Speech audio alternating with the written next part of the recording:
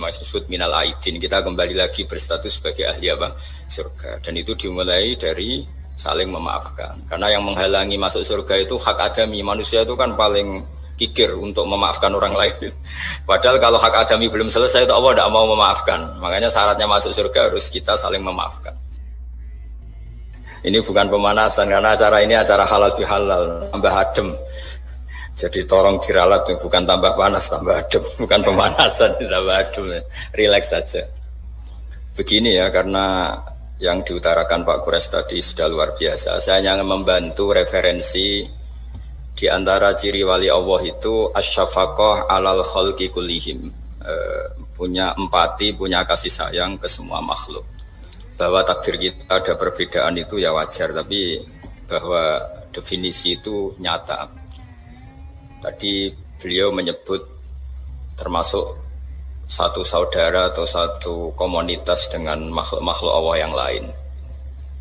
Pernah suatu saat Nabi memuji ada seorang nakal itu, diterima tobatnya Allah karena di jalan ketemu anjing, kemudian ngasih minum anjing itu dan Allah mengampuni. Meskipun secara hukum usul fikih tidak bisa digeneralisir. Misalnya kalau minumin anjing 1 surga, kalau 100 tambah surga. Nanti lupa minumin manusia gara-gara kebanyakan minumin anjing gitu. Tapi apapun itu faktanya ada cerita di hadis seperti itu. Kemudian menyangkut komunitas internasional yang beberapa diantaranya tentu beda agama, beda keyakinan. Saya mau membacakan cerita di kitab Ar-Risalah Al-Qushairiyah. Jadi saya hanya membantu referensi-referensi yang diajarkan guru-guru kita.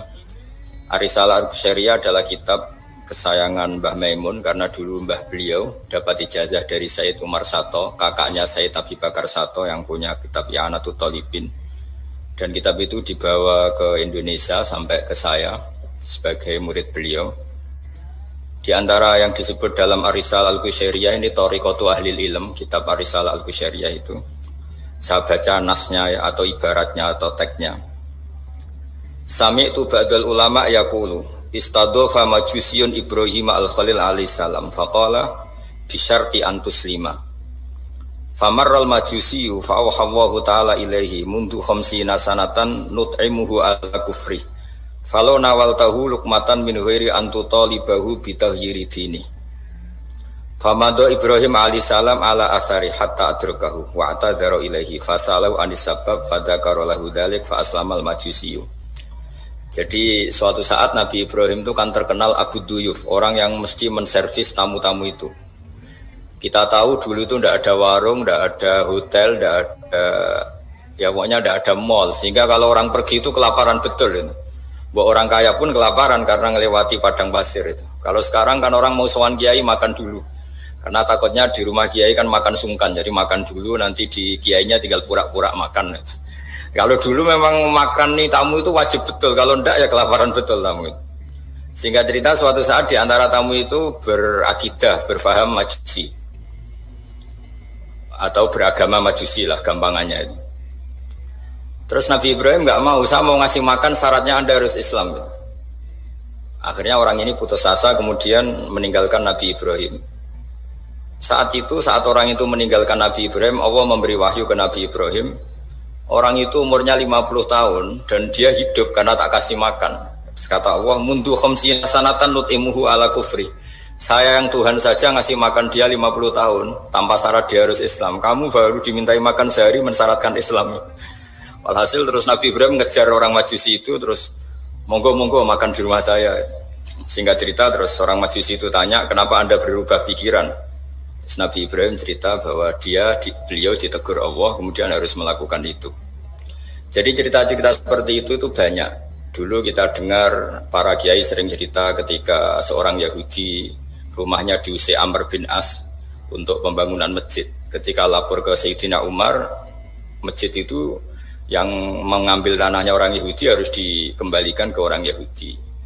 Dulu guru-guru kita juga sering cerita Sayyidina Ali itu pedangnya dicuri sama orang Yahudi. Ketika ketemu di pasar atau di jalan, kemudian Sayyidina Ali yakin itu pedangnya, dilaporkan ke Qadhi Sureh. Setelah itu Sayyidina Ali diminta, buktinya apa? Saksinya siapa? Kalau itu pedang Anda, saksinya Hasan dan Husain. Tapi kata hakim, Said Hasan Husain itu keluarga Anda, tidak sah jadi saksi. Zaman itu Sayyidina Ali masih berargumentasi, waqad qala Rasulullah sallallahu alaihi wasallam Hasanun wa Husainun sayyida syababi ahlil jannah. Tapi kata Imam Sureh, tetap standar saksi itu tidak boleh dari keluarga. Singkat cerita, qadhinya itu pakai standar hukum usul fikih, al-qaulu qaulu sahibil yad. Yang dibenarkan adalah yang sekarang megang barang itu. Ketika nggak ada saksi, al-musaddaq, yang dibenarkan al-qaulu qaulu sahibil yad, yang dibenarkan ya yang megang barang itu. Singkat cerita dimenangkan oleh orang Yahudi tadi.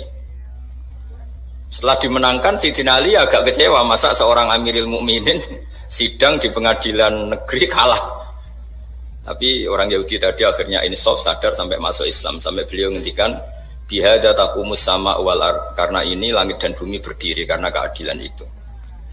Jadi ini cerita-cerita referensi yang bisa menolong teman-teman siapapun berkomunitas internasional. Karena pikiran saya sederhana ya, al ilmu yurisul ahwal, ilmu itu melahirkan sikap. Jadi kalau kita punya referensi yang cukup tentang toleransi, insya Allah kita hidup di mana saja punya toleransi, karena toleransi itu juga ajaran agama. Di antara yang diceritakan para guru-guru kita adalah ketika Nabi mau dibunuh oleh orang namanya Daksur atau Duksur, siapa yang enggak tahu KTP-nya, saya kiai-kiai kalau baca Daksur.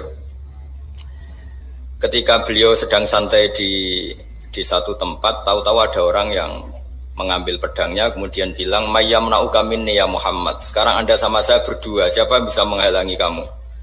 Nabi dengan rileks menghentikan Allah. Kemudian si Daksur ini gemetar, pedang jatuh. Kemudian diambil Nabi. Sekarang ya Daksur mayyamna'uka minni, yang bisa menghalangi kamu siapa? Orang itu bilang la ahada, tidak siapapun. Nabi dengan gampangnya fa'afa'anhu, Nabi memaafkan. Padahal ini jenis harbi, jenis orang yang jelas punya niat bunuh. Terus artinya kita-kita yang ngaji di pesantren, saya ngaji di Mbah Maimun, punya Bapak Kiai Nur Salim, semuanya ngajarkan bahwa di mana-mana perang kekerasan itu ya karena kita diperangin. Udina lilladzina yuqatalun, karena kita diperangi kita boleh perang. Qatilul ladzina yuqatilunakum. Jadi yang boleh kita perangi ya zaman kayak kita dulu dijajah Belanda, dijajah Jepang zaman itu. Ketika sudah tidak ada penjajahan ya alasan itu sudah hilang karena mereka tidak merangi kita. Jadi apa ya, perang ya ada konteks rasionalitasnya, damai juga ada konteks rasionalitasnya. Tapi karena kita punya tradisi referensi, teman-teman yang di Jerman tak bantu, tadi ada kitab Arisal Al-Qushairiyah, terus ada beberapa cerita-cerita tadi kayak Daksur. Kalau ayatnya jelas ya, jelas qatilul ladzina yuqatilunakum wa in janahu lisalmi fajnah laha wa tawakkal 'ala Allah. Bahkan seperti yang diceritakan Profesor Quraisy tadi, yang sedang kita benci pun bisa saja suatu saat teman. Dalam surat Mumtahanah itu atau Mumtahinah ada ayat asawwau ayyaj'ala bainakum wa bainal ladzina ataitum minhum mawaddah. Bisa saja orang yang sekarang kamu benci suatu saat kamu cintai. Wallahu qadir, itu Allah Maha Kuasa. Dan tadi saya menambahkan yang dikatakan Profesor Quraisy tentang belajar. Dulu Nabi itu enggak puasa Asyura. Tapi ketika datang ke Medina, orang-orang Yahudi itu puasa Asyura. Coba tanyakan ke mereka, kenapa puasa tanggal 10? Terus mereka menjawab, yaumun najawwahu fi Musa, itu hari yang Allah menyelamatkan Nabi Musa. Terus fa'amara bisyami, kemudian Nabi menyuruh sahabat puasa. Artinya dulu itu segampang itu hidup, itu sesuatu yang baik, apa ya sudah ditiru. Meskipun kita tahu Nabi itu tentu mustaqil bil istihad, Nabi itu orang yang mandiri. Tapi memberi percontohan kita betapa gampangnya kita seperti itu. Dulu ada seorang Yahudiyah meminta sama Sayyidah Aisyah dan dikasih. Ketika dikasih, dia mendoakan semoga kamu Aisyah selamat dari siksa kubur. Zaman itu Sayyidah Aisyah itu belum tahu tentang siksa kubur, sehingga beliau engkar, nggak percaya. Tapi setelah Rasulullah datang dan diceritanin Nabi, oh iya siksa kubur itu ada. Dan semenjak itu Nabi selalu isti'adah, minta perlindungan dari siksa kubur. Jadi dulu di komunitas-komunitas beda agama, sesuatu yang benar ya dibenarkan. Makanya kaidah umum dalam interaksi antar agama, Itu la tusaddiquhum wa la tukadzibuhum, ya kamu jangan bilang iya, jangan-jangan enggak, ya jangan bilang tidak, jangan-jangan iya. Jadi aturan ilmunya jelas la tusaddiquhum wa la tukadzibuhum. Ya artinya sesuai referensi ilmu lah kira-kira begitu. Terus yang terakhir, ini saya mohon maaf sama komunitas di Jerman karena saya ini pura-puranya aja sibuk. Karena saya kira ini seberapa jam lagi saya ngajar ini. Nanti kalau saya tidak ngajar di sini yang mengundang agak-agak dosa. Jadi supaya sama-sama tidak dosa ini saya ya nuruti jenengan. Tapi ya karena saya ngajar ini juga yang datang orang macam-macam. Ada yang Kalimantan, Sumatera mau ngaji di sini. Ini seberapa jam lagi saya ngaji Sahih Muslim. Yang terakhir ini di halaman Kitabu Adabil Ulfa wal Ukhuwah halaman 285 dalam Ihya juz 2. Jadi kitab saya juz 2. Mungkin kalau beda cetakan yang jelas ikut Kitabu Adabil Ulfa wal Ukhuwah. Di sini diterangkan oleh Imam Ghazali dengan beberapa riwayat yang disebut al-jiranu salasatun.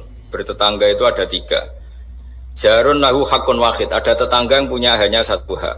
Wa jarun lahu haqqani wa jarun lahu salah satu hukukin.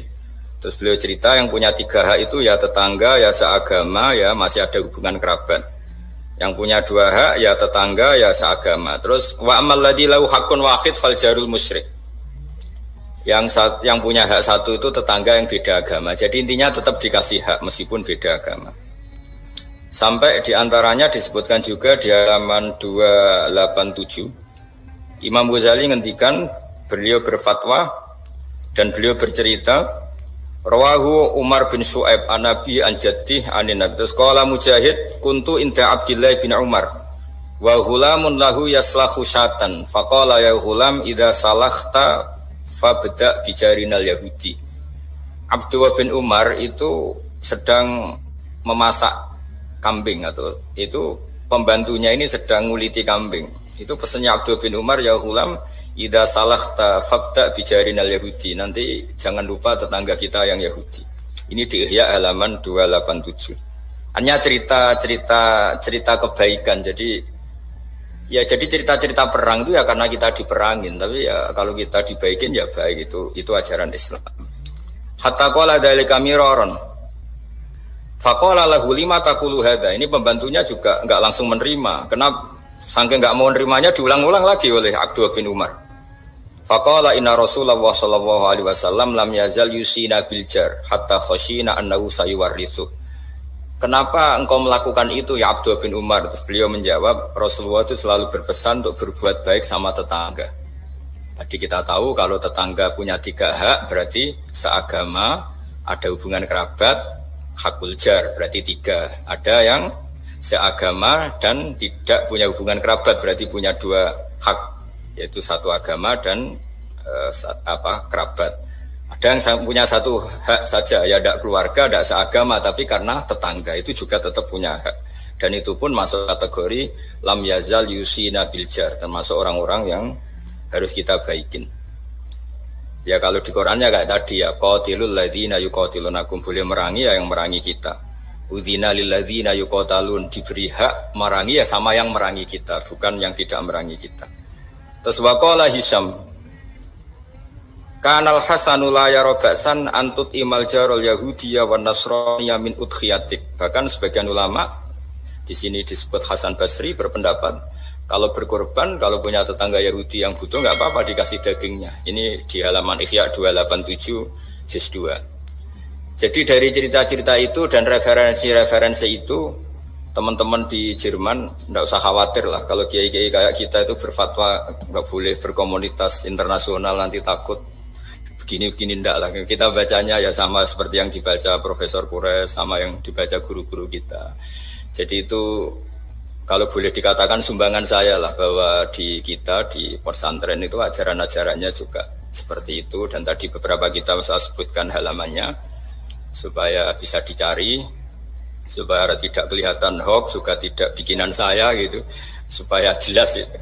Dan saya mohon maaf karena nggak bisa ngikuti sampai selesai, tapi saya ngapresiasi, semoga jadi syawal yang baik. Minal aidin wal faizin. Minal aidin artinya kita kembali menjadi ahli surga. Saya termasuk yang sependapat dengan kitab yang saya baca. Dulu kita ini ahli surga karena Nabi Adam lahirnya di surga dan diciptakan di surga. Karena satu kesalahan beliau harus kembali ke bumi. Dan setelah puasa itu selesai, dan diterima, kita kembali ke ahli surga lagi, maksud minal aidin, kita kembali lagi berstatus sebagai ahli apa? Surga. Dan itu dimulai dari saling memaafkan, karena yang menghalangi masuk surga itu hak adami. Manusia itu kan paling kikir untuk memaafkan orang lain. Padahal kalau hak adami belum selesai, itu Allah tidak mau memaafkan. Makanya syaratnya masuk surga harus kita saling memaafkan.